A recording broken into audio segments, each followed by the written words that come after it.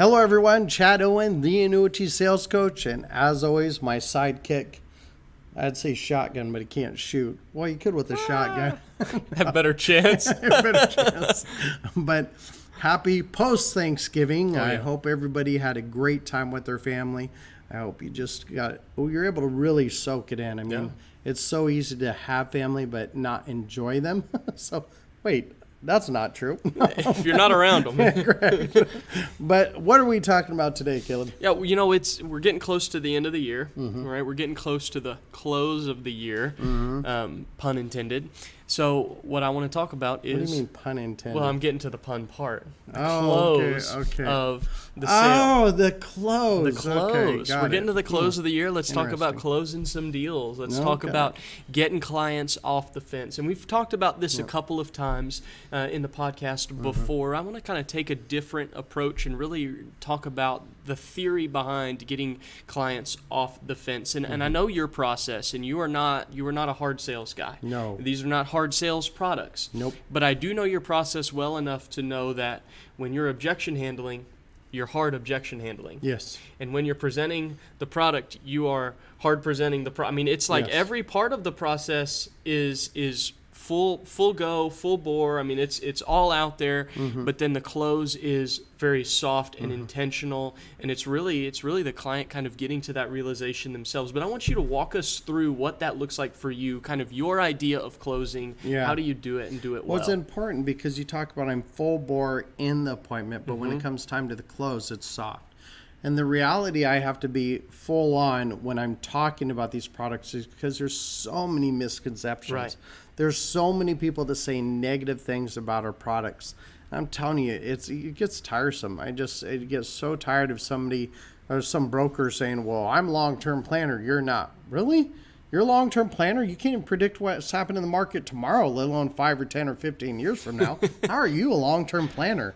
From 2000 to 2008 to 2013, the S&P was almost at the exact same spot, and you still paid your fees no matter what. They are long-term planners for their retirement. I've got it figured out. There you go. There's revelation. A new one. That's a revelation. Clients get ready. He's about to start using that one in his appointments. They're great appointments. long-term planners for their retirement. They know as long as they keep you a client for the rest of their lives, you're their retirement. That's pretty good. See, this is why we do the podcast, because I just came up with a great idea that I'm going to use. Sharpens us, doesn't it? Absolutely. Iron sharpens iron. That's right. Okay. So we're talking about the close. The close should never have to be a really hard thing, ever. You should never force a close. You should never close out of fear. The close literally is someone going, you know what, I love what you talked about. I need to get into this. What's the next steps? And that's my favorite way somebody tells me they're ready is, you know what, I love this. This sounds great. What do we need to do to get into this? What are our next steps? That's my favorite part of a close. Not, hey, you know what, if you don't act right now, you're going to lose this deal forever. Or what if we meet next week and the stock market falls 5,000 points overnight? Those are just dumb type of closing. Yeah, I mean, fear. it's just, are we I can't even say used car salesperson because a lot of those guys have actually done really good. I've talked with quite a few of them. But that perception of the life insurance salesperson or the used car salesperson where they try and use these fear closes. Well, if you don't act right now, this entire thing's going to be gone. Think about what you're saying.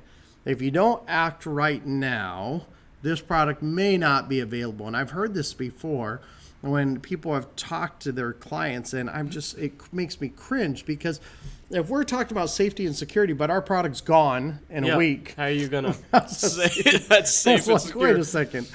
So remember, closing is always getting an agreement from the client that what you talked about meets the problem. It takes care of their problem, and it has a solution to their problem.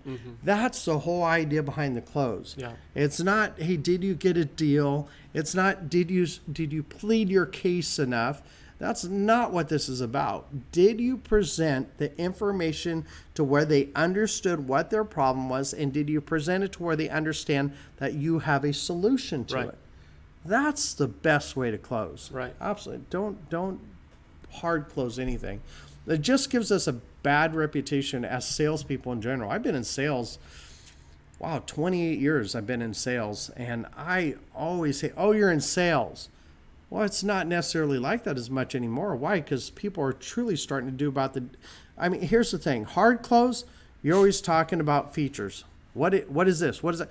You have this bright red sports car that literally has 7,000 horsepower, and I'm exaggerating. Yeah. I mean, we are talking about a Ford versus a Chevy, so we know 7,000 horsepower. You might be talking about a Chevrolet. You're talking about a Ford, guaranteed. It's like not the wind-up Chevy toy. That's why they have the emblem on the front. That's like a little cross. You pull it out and you wind it up. Oh my gosh! And that's how you. We agree on safe money. We disagree on automobiles. Your wife drives a Ford. She does. That's fair enough. How do we get on that? Yeah. It's my fault. But car sales. we get this perception of being a salesperson is bad, and I would rather be known as someone who finds solution to problems. Right. That's really cool. I'm not a salesperson. Yeah. I present a case, I find the problem, I find the solution, and you agree that this works for you. If it doesn't, it's not my money. It's okay. You don't have to use me. Yeah. And I've heard you say that. Yeah. And I know that to be true, Yep. and I think that that's phenomenal. One of the things that I've gotten to hear you talk about, too, is the way that you handle objections, right? And when I say that you close soft but you handle objections hard, what I mean by that is you don't allow the objection to still be there after it's asked. And most of the time, objections arise from lack of confidence, lack of certainty. They don't understand something, there's questions, or they don't trust. One of the two, right? And so there's a lack of confidence. Or all of the above. Yeah. There's a lack of confidence there. So they're throwing these things out that get deemed as objections. And then I've heard the way that you handle those objections, and really what it does is it builds their confidence. It's not a you versus them headbutting. It's okay, that's a legitimate question. Let's talk about this. You explain it. Now the objection is gone. Walk us through, how does that have to play into your part closing of being and stuff? direct into things and being, where you hit an objection hard is when somebody tells me something about my own product that isn't true. Well, I heard somebody told me this. No, that's not true. It's not true. Well, I heard the product. No, that's not true. It works this way, not that way. Right. And they make this accusation as a statement because of something they heard from someone else. And I have no problem going, that is not true. That's not how this product works. This is how it works. Right. And I'm the expert. They're not. I mean, think about it. You go to a heart doctor and you're like, I use this analogy. I don't know how long you guys have been listening to me, but some have been for years. But I love this analogy of this Oriental doctor that I had. And he's to date the best doctor I've ever had in my life. I know where it's going. And I've only met him 2 times, but I went into him, I was having heart palpitations, and I'm like going, doctor, what's the matter? I was 262 pounds at the time. And I said, why am I having these heart palpitations? And he literally, this is verbatim of what he said. You fat, you always be fat. You always going to have heart problems. I'm like, what did you say? He goes, you fat, you always be fat. That's why you have heart problems. And you're always going to have heart problems. I'm like, holy cow. I will prove you wrong. And I ended up losing 40 pounds. Come on. I'm convinced he knew that that's what he needed to say to me. And I would be like, I'll show you. He is, I love it when a doctor is straightforward. And just, this is your problem. This is what you need to fix. Instead of saying, hey, here's a bottle of pills, take these and you'll lessen the symptoms. You're still going to die, but it would lessen the symptoms. Keep eating your fried chicken. Go for it. Mine wasn't fried chicken. It was carbs, man. Yeah. And it did turn out it wasn't because I was fat. Well, I was fat, but it's because, and still am. So I just got to lose 10 more pounds. Anyway, but it was because I was taking ephedrine back in the day, and that was, you're too young for this, but ephedrine, man, that was no joke, man. Your heart would start racing. And it was supposed to be a pre-workout stimulant, and it did that, but it kept your motor running a lot longer, and your heart would start to do palpitations. But he said that, and he was so direct, and I have told people flat out, you cannot retire if you keep spending this way. You cannot retire if you don't have a budget. You either tell your money what to do or it will tell you what to do. Right. That's the reality. You can be that blunt, but man, you've got to have facts and confidence that backs that up. Because, I can too retire. Well, no, you can't. Here's how much you're getting Social Security.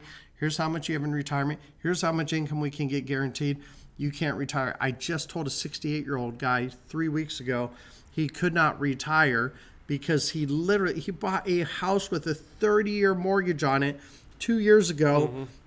His payment's $2,400 a month, and he gets $1,200 from Social Security and has $100,000 in savings. You can't retire. There's no way you can retire. Right. Well, what if I take $1,200, divide it by the number of months I'm going to be alive? Oh, how long are you going to be alive for? Well, I'm going to die soon. Oh, you don't know that. You can change a lifestyle or get some sort of treatment. You can live a lot longer than you ever expected. But if you're pulling out $1,000 a month, which still wasn't enough to cover it. So let's say he's pulling out $2,000 a month because he doesn't just have a mortgage. He has his other expenses. So he's pulling out $2,000 a month. How quick is that $100,000 going to be gone? Fast. And so I told him, I said, you can't retire. Well, can you help me? No, I can't. I mean, I have no problem, and it is not based off of how much money someone has. Right. I've walked away from a guy who had $20 million that there was no way I could help him retire. And you're like going, how's that possible? They required $2 million a year to live off of. There's no way I could help him retire. Yep. He was 69 years old. His wife was 54. He still had 4 kids at home under the age of 18. You are not going to be able to retire if you still require $2 million a year to live off of. Right. And he leans over and he goes, I really don't care what happens when I die. And I packed it up. I said, I'm done. Nobody's ever told me they can't help me. I'm not nobody, and I'm telling you I can't help you. So I can't help you. It's not about the dollar amount. It's not about the dollar amount. It's can you find a solution to the problem? Right. I mean, if you sit there and you're worried about the commission, I mean, most agents would be drooling as someone who has $20 million. I don't. Yeah. My favorite niche is between 200 and $1 million. Because it's people that generally aren't living like crazy. Now, I've had plenty of clients that have had more than that. I mean, one of the things I will say about Texas is there's some good old boys that have a lot of money and they just don't live it. They still have the old pickup truck.